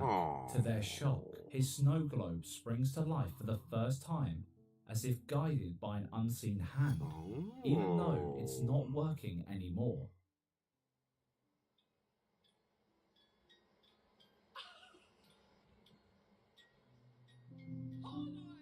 It's like he was trying to let them know he is still with them. That's my dad's snow globe. Like we designated that to like be my dad. They seem very emotional, knowing that his spirit was still around. So, we wouldn't want to take that away from them and even try to debunk this one. But what do you think? Is the ghost of their loved one trying to reach out? Or is it a mere coincidence? Share your thoughts in the comments. Number 2. Mystery Palm Branch. Imagine getting ready to go to work only for you to find yourself in the middle of a real-life Harry Potter scene. It happened, don't believe it? Check out what this man encountered on his way out. I've seen some really creepy stuff. Nothing like this. There's a palm floating right in the middle of the air. It's not attached to wires or anything like that. So you know. Wow. Only in Fresno. Right before his eyes, this dude spots a palm branch floating in midair without any strings attached. There's a palm floating right in the middle of the air.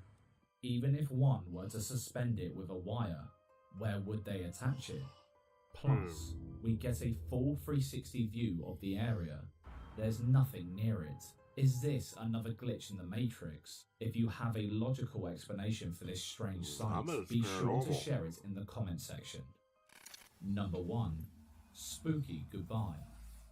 While taking his daughter to pay respects to a deceased relative, this woman experienced a heart-thumping moment as her little girl started acting strange. Here is what was caught. What are you waving at, Liv? Hmm?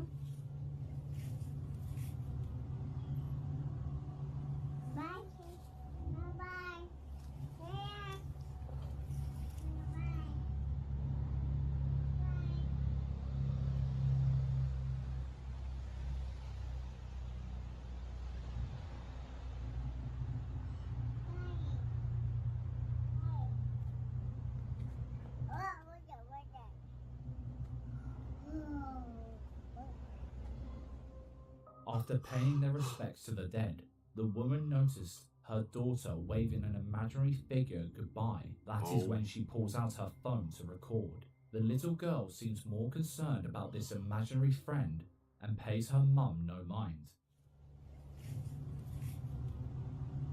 Could it be the ghost of the person they came to visit? Bearing in mind that children see things adults sometimes don't. Or was she just nonchalantly mumbling the words she recently picked up? Whichever it was, I don't think it so. sure had her mother worried. What are your thoughts on this one? Let us know. I think she saw a ghost. Hey, here's a playlist full of creepy stuff I caught on think she camera saw for a you to ghost. enjoy.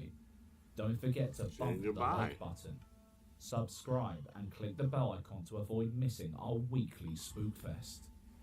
Thanks for watching. Stay in the dark. All right. There was Goose Pimples. We're done with that. All right, let's see if anybody's on. No, nobody's on. Oh well. Oh well. Hey, you guys are watching this after I'm through broadcasting. Hey, thanks for dropping by and watching it all the way through. We're going to close with an oldie but goodie. A good one. Mr. Ballin. Mr. Ballin himself. This is top 3 photos with disturbing backstory. Vacation nightmares. This is going to be the last video tonight. This is going to be the last video tonight. I thought it would be fitting that we close with him. Alright, you guys ready? Without further ado, away we go. Today, I'm going to share 3 progressively more disturbing stories, and at the end of each of them, I will share the photo that is famously associated with that story. But before we get into those stories, if you're a fan of the strange, dark, and mysterious delivered in story format, then you've come to the right place because that's all we do, and we upload once a week. So, if that's of interest to you, please offer to give the like button acupuncture, but then after you put in all the needles in their back and you stick the moxa to the end of the needles and you light those, just leave. Also, please subscribe to our channel and turn on all notifications so you don't miss any of our weekly uploads. Okay, let's get into today's stories.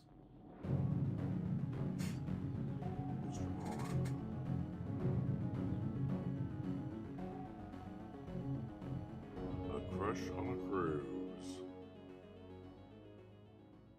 Just after 6 p.m. on December 27th, 2015, a woman named Sarah Robinson was getting ready inside of her cabin on the 7th floor of a massive cruise ship. She and her boyfriend were going to dinner that night with Sarah's parents in one of the restaurants on board the ship.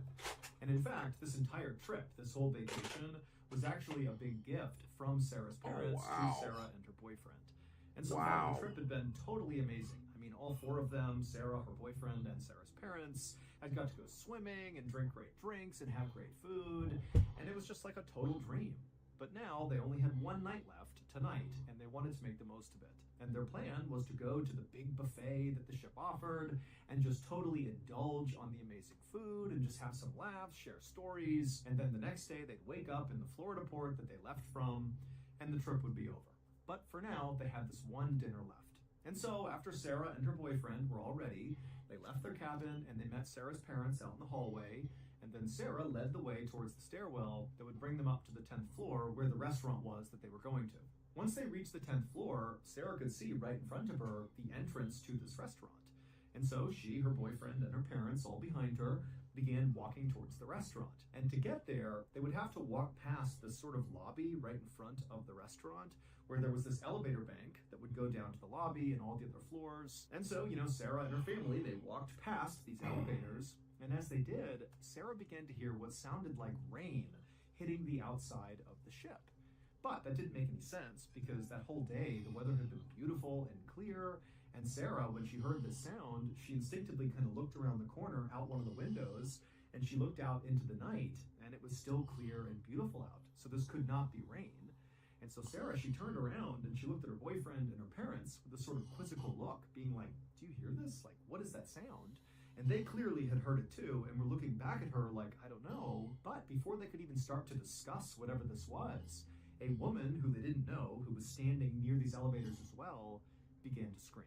It would turn out, just a few minutes before this woman began to scream, the cruise ship's chief electrician, 66-year-old Jose Sandoval Opazo, had begun doing routine maintenance on the elevators that were located a few floors below the 10th floor, but still within that same elevator bank that could bring you up to the 10th floor where that restaurant was. And while Jose was performing this very routine and quick maintenance on the elevator, something strange happened.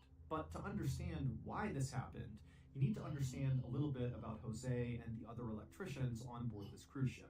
So there was oftentimes a lot of very quick and easy maintenance that would need to get done on these elevators, which would involve going into the elevator shaft to do it. But again, these are very short bursts, in and out, very easy to do. All the electricians know how to do it.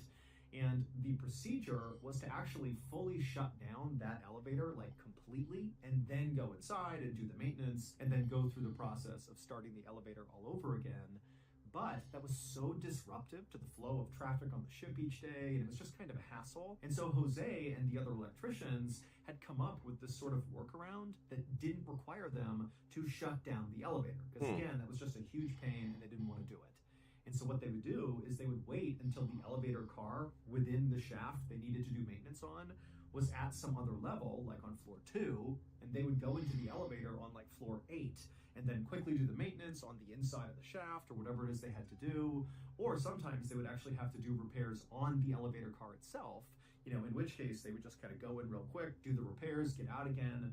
But all of it was predicated on just kind of knowing where the elevator car was in the shaft and being really quick, in and out. And so Jose and the other electricians had done this many times, no issues.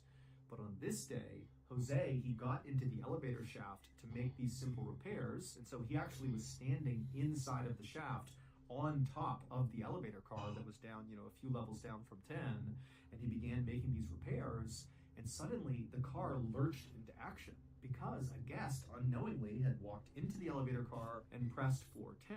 And so Jose is on this elevator car that starts moving, and before he can even figure out what's going on, the little opening that he used, the kind of service entrance into the shaft, had been covered up by the elevator car. And so his exit was now gone, and he was now relatively slowly moving up the shaft. Now, Jose would have no idea when this car was going to stop, but if it went to the top, he'd get crushed, and he knew it. And so in kind of a moment of panic, Jose attempted to step to the side to somehow go between the wall and the elevator. It was like he had nowhere to go, and he knew it, and he just took that path. But there was like an inch of space between the wall and the car. And so the second he did that, the car kept going, and it sucked him down into that space and destroyed him. God! So by the time this elevator car reached its destination, the 10th floor, and that guest got off the elevator car, by this point, Jose's body had been totally destroyed. And all of his blood was dripping down the elevator shaft, splattering into the walls and hitting the ground. And it sounded like rain hitting the outside of the ship. And so that's what Sarah and her family were hearing. And then the reason that woman started screaming is she was the first one who turned and saw all this blood coming down the front of the elevator doors. Medics would arrive quickly on the scene, but there was nothing they could do. This is a perfect example of when you are an electrician. I don't have that much experience work-wise, but I'm just a student. But even I know that when you are working with equipment like this, always turn the equipment off. And you always make sure that you have a sign in front of something like this, it says out of order or undergoing repairs, try again later, or please use next elevator. Out of order. That's why you don't ever do something like this. Oh my God, what a waste. What a waste of life. Jose was deceased. What a waste of life. Thank you to BetterHelp for sponsoring today's video. Back in 2017, I was really struggling with my mental health. I had just left the military after almost a decade of service, and I was just really struggling to reintegrate into society, and it was making me totally depressed. Now, I had a great support system around me. I had my wife, my kids, my parents, my siblings, friends, but I had such dark thoughts and feelings. I just didn't feel comfortable sharing them with people I loved. I was worried it would kind of upset them, and they'd also view me differently in a negative way, which, by the way, this is a very common train of thought amongst people who are feeling depressed. So I didn't realize how common it was, but there you go. Lots of people feel this way. Oh, yeah. However, even though I didn't tell my family or friends anything, they eventually picked up that something was wrong with me, and they actually approached me and said, look, I really think you need to see someone. I think you need to see a therapist. And honestly, I was ready for that help, and so I did seek out a therapist. And my goodness, unburdening myself of all that horrible darkness inside of me to a trained, neutral third party was so cathartic. And of course, therapy is not a one-size-fits-all solution, but if you're really struggling right now and you're kind of holding it all in, you really ought to give therapy a try. And a really easy entry into therapy is BetterHelp. BetterHelp is a highly reviewed online therapy platform, which means you can get the help you need right from the comfort of your own home. All you have to do is fill out a short survey online, and then within about 48 hours, you get paired up with a licensed therapist, and then it's up to you how you communicate and how often. Also, you can change your therapist at any time for no additional cost. Let BetterHelp connect you with a therapist who can support you all from the comfort of your own home. Visit betterhelp.com/MrBallin or select Mr. Ballin during sign up and enjoy a special discount on your first month. Go. It's never too late to get help, guys. Remember that. Okay. At around 2 p.m. on September 24th, 2017, a 17-year-old college student named Sanjay climbed up onto this boulder that was right off to the side of this hiking trail that he was on. Sanjay was on a day trip with about 20 of his friends from college, and they were in this part of southern India that was really famous for its long, winding trails and all these boulders that kind of sat off to the side of the trails. And then at the end of these trails that are in this part of India is this beautiful ancient Hindu temple that a lot of people will go and take pictures in front of and go inside of. And so that was where Sanjay and his friends were ultimately headed, was this temple. And from the boulder that Sanjay had just climbed up on, he looked up the trail, and from his view now, which was now slightly higher, he could actually see just barely the top of this temple. And so he was really excited about going to see it, and he couldn't believe how close they were. But as he was standing on this boulder, staring at the top of the temple, he also realized that kind of off to the side of the temple, basically right next to it, was this beautiful pool of water with a big wall around it and cement steps leading into it. I mean, it kind of looked like a swimming pool. And so because Sanjay and his friends had been hiking all day to this point, and it was really hot out, Sanjay really liked the idea of going swimming. And so he actually jumped off the boulder and just started running towards the temple and this pool. And he was yelling to his friends as he did, like, hey, I'm going to go swimming. And so he ran, not to the temple, but to this random pool of water that was next to it. And he got to the steps, and he immediately took off his shirt, and he pulled his phone out of his pocket, and he put it on the steps. And then he walked his way into the water and turned around, hoping to see his friends coming after him. And sure enough, all of his friends were smiling and laughing and running after him, ripping their shirts off, putting their phones down, and jumping into. And so pretty soon, this very quiet, peaceful pool next to this temple was packed full of very rowdy and crazy college kids. Now, to be clear, this pool of water was not intended to be a swimming area. It was dug about 300 years earlier for this temple, and many people began to view this pool of water as sacred because they believed it could cure diseases. And so what Sanjay and his friends were doing was totally taboo and not allowed. But I can promise you, Sanjay and his friends did not care. They were having a great time. And in fact, Sanjay was having such a great time that when he turned around and looked back up the steps they'd all charged in on, he saw one of his friends, whose name was Vishwas, was standing up out of the water reading what looked like a plaque about this pool of water. And Sanjay hated the idea of one of their buddies not getting to experience this fun. And so Sanjay, a little out of pocket, yelled out to Vishwas, like, hey, stop reading that and get in the water. Let's go. What are you doing? And Vishwas was obviously kind of embarrassed to be called out so publicly in front of the, 19 other kids that were there. They're all looking up at him expectantly now, like, yeah, get in here, man. And Vishwas, he's like, okay, fine. And so he took off his shirt, put his phone down as well, and he got in the water with all of them. And very shortly after he did that, Sanjay kind of forgot about him and decided, hey, this would be a great time to take a photo of everybody here, memorialize this amazing trip. And so Sanjay, he waded over to the steps, he grabbed his phone, he came back towards the group, and he's looking at this big rowdy crowd of his friends who were totally not paying attention to him. And he's saying, hey guys, come over here. I want to take your photo. Gather up. I'll take a photo of all of us. And so it took a couple of minutes, but eventually, all these kids got in frame, and Sanjay, he held the phone out, made sure everybody was there, and they all smiled, and he took a picture. And then after he took the picture, Sanjay put his phone back on the steps and returned to just splashing and goofing around with his friends. About an hour later, Sanjay and his friends had left the pool and were now in the temple, and were just walking around exploring. But eventually, Sanjay just got tired of looking inside the temple. It was not very interesting to him. And so he eventually just went outside again and sat down on this low wall that was right outside the temple. And because he knew his friends would not be done for at least, 15 or 20 minutes or so, he just pulled out his phone and began kind of scrolling through social media and, doing what we all do on our phones. But eventually, Sanjay opened up his photo album to look at all the photos he had taken during the hike in, and then also that picture in the pool, and then also some pictures he took inside of the temple. And so he pulls up his pictures and just kind of starts scrolling through them, and he eventually reaches the photo that he took, selfie style, in the pool with all of his friends together. And so he opens that picture up and he looks at it and he smiles because it definitely was the best picture he took. He got all his buddies in frame. Everybody seemed so happy. But as Sanjay was looking at this photo, he realized there was something odd about it. There was just something in this photo that just seemed like it shouldn't be. And as he looked more closely at it, the smile on his face faded, and he began to panic just a little bit. He didn't know if what he was looking at was real or not, but he knew he had to go find out.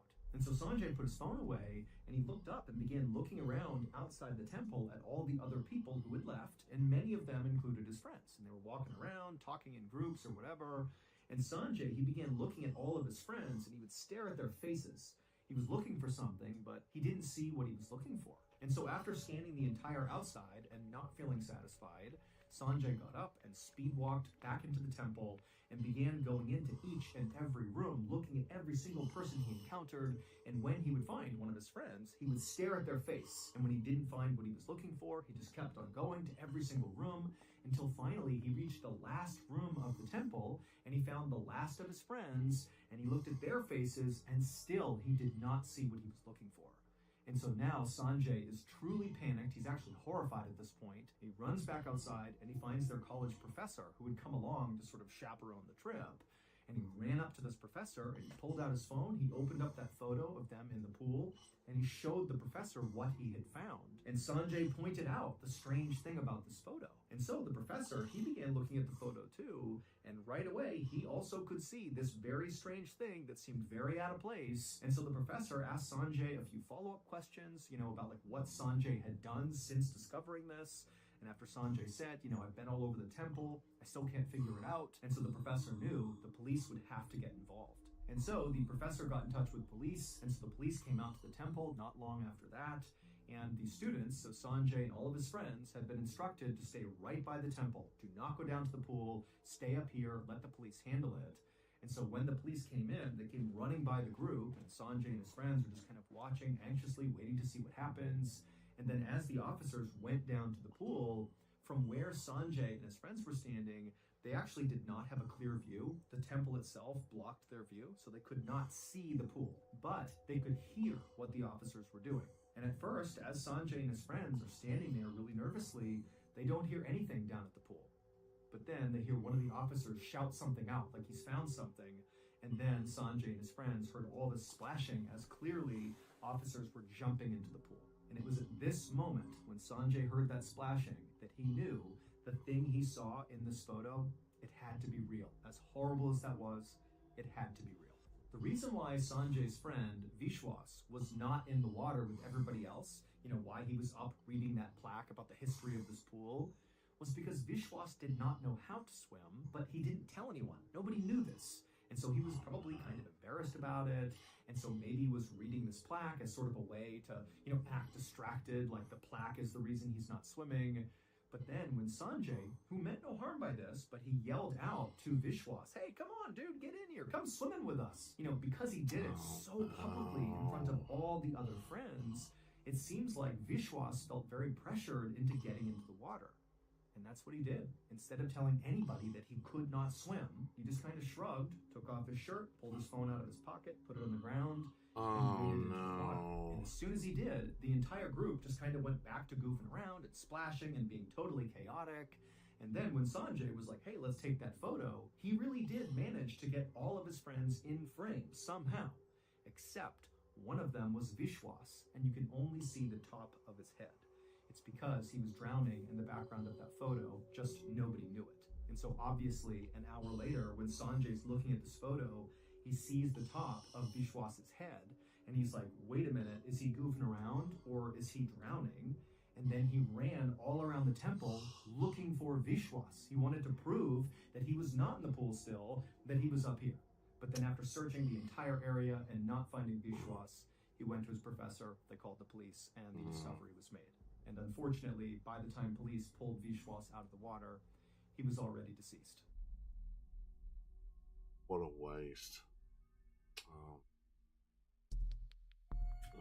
Can't, you know, if you can't swim, you gotta tell your fellow friend, hey, I don't swim.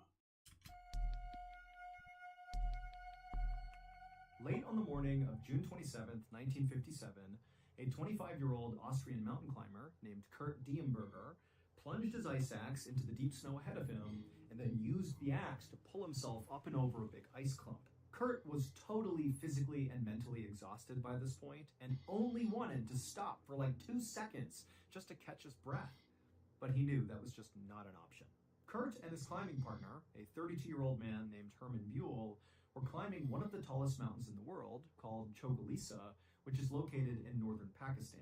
And they were doing this climb all alone. It was just those two, and they had virtually no safety equipment. That wasn't a very smart idea. Now, for reference, this was not normal. Anyone who climbed Chogalisa did so with Sherpas and guides and oxygen masks. I mean, this was a dangerous climb, and so serious measures had to be taken to ensure it was safe. But Kurt and Herman felt like, that takes all the fun out of mountain climbing. You know, there has to be, like real risk here for this to be worth doing. And also, critically, Kurt and Herman were well aware of the fact that if they successfully climbed Chogalisa with no safety equipment, so what they were planning to do, that would be a new world record, because nobody had ever done that before on this mountain.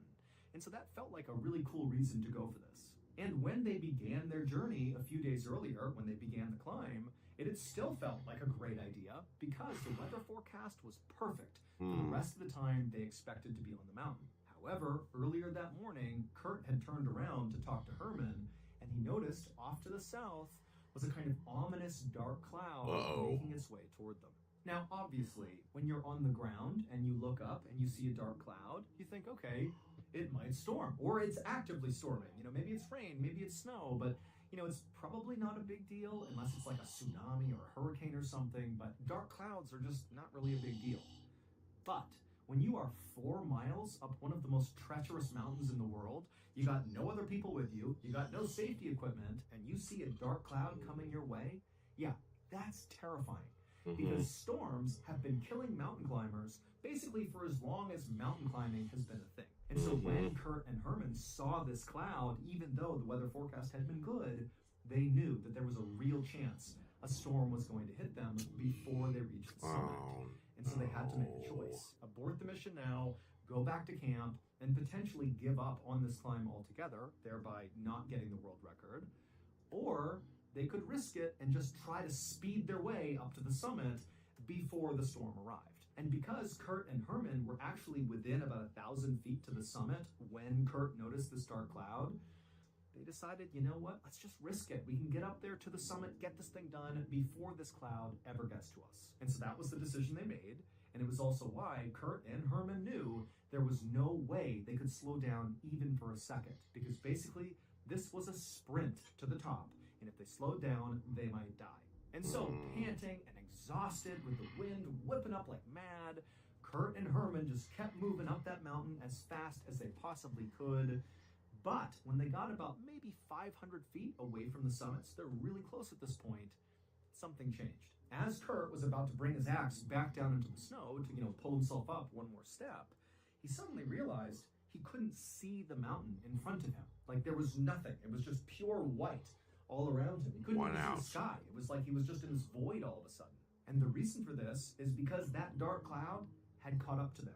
They were literally inside of the cloud. That's why they couldn't see. And so from behind Kurt, even though he can't see anything, he could hear Herman desperately screaming up to him, "Hey, we've got to turn around right now!"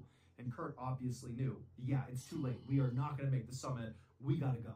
Kurt knew Herman was right. I mean, this is an absolute crisis. If the storm that's basically brewing all around them didn't kill them, certainly the result of the storm would. I mean, all the snow that's going to land is going to fill in their tracks, and it would be nearly impossible to find your way back down again. And so this was like, we totally miscalculated, turn around and get out of here as fast as possible. And so that's what Kurt and Herman began to do. As fast as they could, they began going down the mountain, following along their tracks they had left on the way up.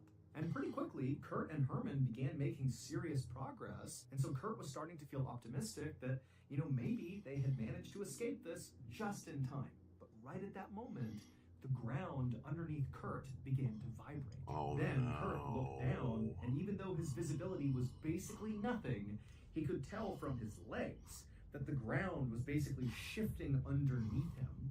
And then suddenly Kurt felt this feeling that you get when you're on like a carnival ride and you're dropped, that feeling in your stomach that you're falling. He got that because the ground underneath him just gave way. It was an avalanche. And so in absolute desperation, Kurt, who knows he's about to be sucked into an avalanche, he just jumped like as far away from the mountain as he possibly could, kind of at an angle to the right, like he was leaping up and out of the avalanche and over to the right. But you got to remember, he's on this really steep slope. This is not like jumping on flat ground where you jump up and just return to where you jumped from. He's on a slope. So when he jumped out and to the right, it was like he was jumping off a building. He fell something like 30 or so feet before he hit the ground again. But when Kurt hit the ground, he kind of expected to be gobbled up by the snow and keep being sucked down the mountain. But he wasn't. He hit the ground and didn't move. And then he kind of sat up and he looked around and he realized he had successfully jumped out of the avalanche. He had done it. He saved himself. And so he began looking around. The visibility is still terrible, but it's a little bit better because now the avalanche has basically gone down the mountain. The storm is kind of passing, and so the visibility is decent. And, Kurt, he's looking around, screaming out for Herman. He doesn't see him. And then it's like suddenly the visibility just opened up, and Kurt was able to look to his left where the avalanche had gone. And as he was looking, he saw what looked impossible. Basically, the land where they had been walking down this mountain was gone. It was like the avalanche had removed that part of the mountain. And so Kurt is basically laying in the snow on the edge of a new cliff where the avalanche had basically broken away the mountain. And so he's looking into this crevasse where the avalanche went and thinking, I can't believe how lucky I am, but I gotta go find Herman. And so Kurt stands up, and he's pretty battered from this 30-foot fall, but he's got adrenaline pumping through him, so he feels pretty good. And he scrambles his way 30 feet back up the mountain to this ridgeline where he originally jumped out of the avalanche, hoping when he got up there that he might find some sign of where Herman went to, because they were pretty close together when the avalanche started. But when he got up there was no sign of Herman, and he turned around and looked back down the mountain, and he couldn't see Herman anywhere.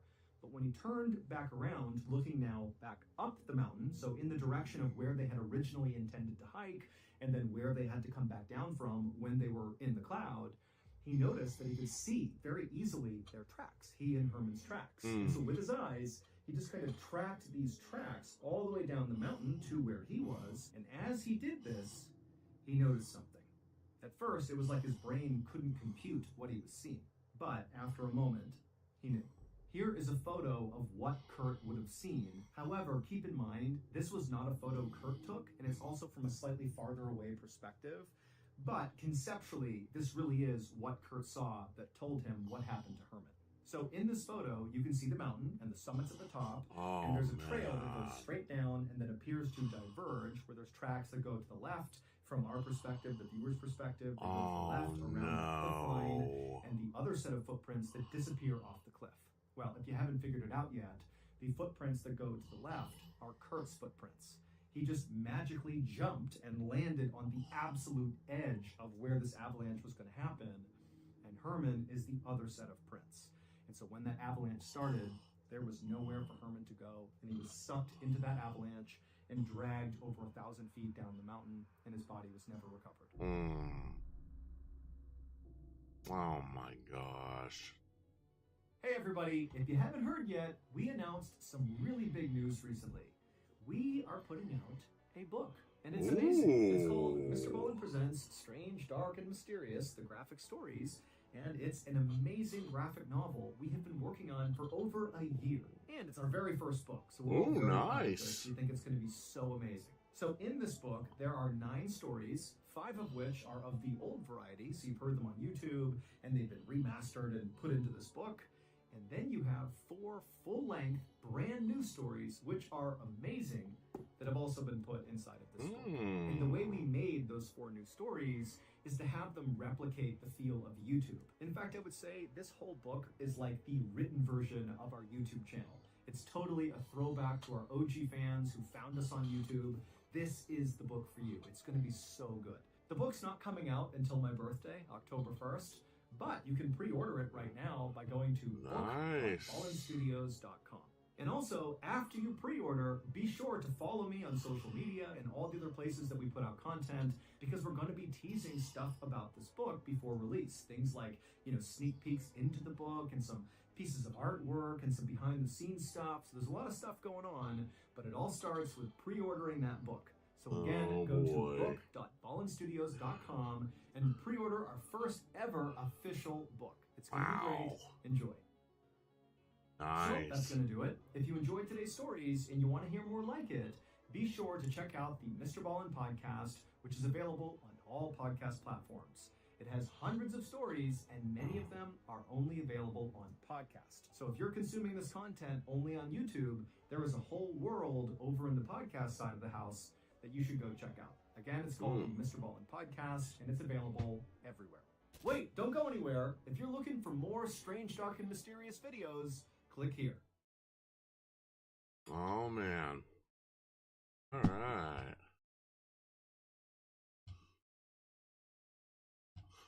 All right, guys. Well, that'll do it. That will do it, guys. All right. We did it. And I actually stayed awake. Wow, unbelievable. All right, guys, that's going to do it for me for right now. Oh. So, I don't know whether I'll do anything else. I don't know. I'll have to see. But as far as Monster Monday, Monster Tuesday goes, that'll do it for me. All right, guys, I will see you later. I know I really didn't have anybody in the live chat or even top chat, but but if you are watching this now after it's through being broadcasted, hey, thanks for watching it. Please leave a like and subscribe if you liked what you saw, and please be sure and visit the other sites that I reacted from, and make sure to leave a like and subscribe to them. Not only would I appreciate it on my website, but I know, or my channel, I know they would appreciate it on their channels. So, all right, guys, that's going to be it for right now. Until then, I'll see you all in the next video. Until I do, guys, stay safe. You stay awesome.